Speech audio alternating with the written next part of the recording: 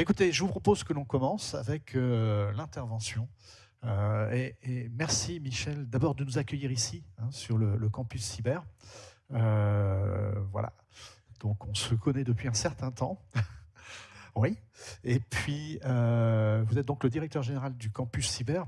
Bon, je ne vais pas parcourir tout votre parcours. J'ai regardé sur Internet tout à l'heure. J'ai vu que vous étiez agriculteur, retraité LCL, je ne sais plus, toute une série, mais vous avez des homonymes, pas forcément avec la même écriture d'ailleurs. Mais bon, voilà, je vous laisse la parole pour l'introduction. Merci. Merci Yves. Donc en fait, oui, il y a beaucoup d'homonymes, c'est que Vandenberg en belge, ça veut dire Dumont. Donc imaginez des Dumont en France, il y en a un paquet. Voilà, c'est pour ça. Mais je ne suis pas agriculteur et je ne suis pas retraité de LCL. Par contre, je suis ravi de vous accueillir au sein de ce campus cyber. Je crois que c'est la troisième fois que j'interviens à votre journée et enfin, on peut le faire dans ce lieu qui était important pour nous, pour notre communauté. Et dans ce projet de campus cyber, il y a effectivement cette partie immobilière, d'avoir ce lieu totem où on puisse se ressembler. Mais on a plusieurs missions qui nous ont vis-à-vis des femmes, puisque je regardais, dans les années 80, il y avait 50% de femmes dans le numérique. Aujourd'hui, c'est moins de 20%, donc je ne sais pas ce qu'on a perdu en route. Peut-être qu'on a un peu trop mathématisé notre métier, puisque aujourd'hui, on compte 11% de femmes dans le domaine de la cybersécurité. Effectivement, l'attractivité, elle n'est pas là. Parce que je pense qu'on est parti vraiment sur ce qu'on appelle des idées reçues. Pour beaucoup de jeunes, on a été avec l'équipe à la rencontre de beaucoup de jeunes dans les lycées, dans les collèges. Pour eux, cybersécurité, cyberdéfense, c'est un métier d'homme, c'est un métier de matheux, geek à capuche, avec toutes ces idées reçues. Quand vous allez sur Internet et vous tapez cybersécurité, vous faites image, faites-le, vous verrez, qu'est-ce qu'on voit? Des cadenas, des images de Matrix et des geeks à capuche. Donc c'est important qu'on puisse changer tout ça, expliquer que ces stéréotypes, il faut les arrêter. Et c'est les actions qu'on mène avec le campus cyber. Donc on a fait plusieurs actions extrêmement pragmatiques. La première, c'est qu'on a été à la rencontre des femmes qui travaillent dans le numérique. Grâce à Walter Peretti d'ESIV, on a rencontré une vingtaine de jeunes femmes en demandant, voilà, c'est quoi vos réticences, pourquoi vous venez pas dans le métier de la cybersécurité? Et ça nous a permis de comprendre pas mal de choses.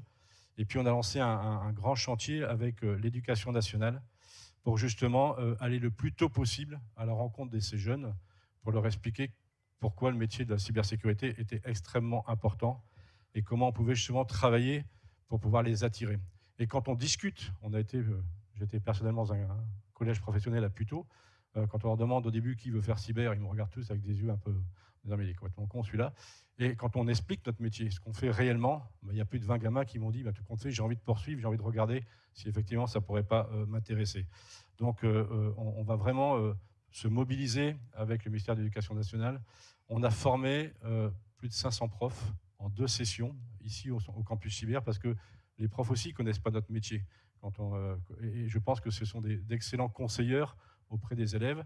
Et puis on va le faire aussi auprès des parents. On va organiser des Kiss Day ici, on va faire venir les parents puisque en terminale, 80% des enfants se retournent vers leurs parents pour savoir qu'est-ce que je peux faire plus tard parce qu'effectivement, je ne sais pas vous, mais moi en terminale, je ne savais pas ce que je voulais faire. Et je pense que mes parents, s'ils avaient pu me confier et me dire, voilà, va dans la cybersécurité, j'y aurais été. On travaille aussi avec l'INRIA pour faire une campagne d'affichage, justement, dans les facultés. Avec l'Éducation nationale, on a donné un budget de 30 000 € pour réaliser des affiches pour mettre dans les collèges.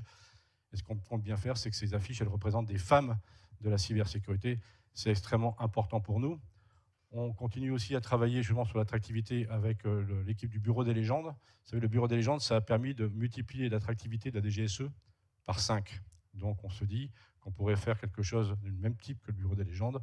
Donc on va créer une série qui va s'appeler la Sibérie, qu'on va tourner ici au sein du campus cyber et dans lequel, comme dans le Bureau des légendes, on mettra en avant les femmes qui travaillent aujourd'hui dans la cybersécurité. Voilà. Ensuite, il faut montrer l'exemple, être exemplaire. Moi, je le fais. L'équipe du campus cyber, c'est 23 personnes. Sur ces 23 personnes, c'est 13 femmes et 10 hommes. Donc, nous, on explose les quotas, 60% de femmes dans la cybersécurité au sein du campus cyber.